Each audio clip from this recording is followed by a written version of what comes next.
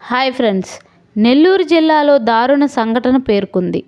హిజ్రాల leader హాసినీని దారుణంగా హత్య చేయడం జరిగింది. హాసిని హిజ్రాల హక్కుల కోసం పోరాటం చేస్తూ ఉండేది.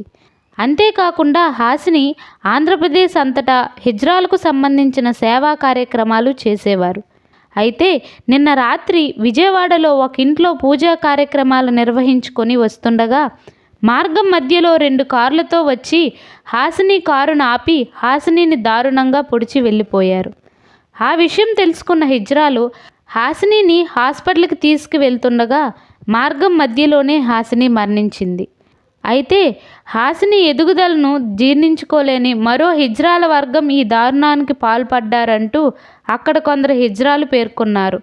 ఎవరు చేశారో, ఎందుకు చేశారో అన్నది పోలీసుల విచారణలో తెలియాల్సి ఉంది. హిజ్రాలు అందరూ నెల్లూరు హాస్పిటల్ వద్ద హాసినికి న్యాయం జరగాలంటూ ధర్నాలు చేస్తున్నారు. చూశారుగా ఫ్రెండ్స్, ఈ వీడియోపై మీ ఒపీనియన్ ఏంటో కామెంట్ రూపంలో తెలియజేయండి.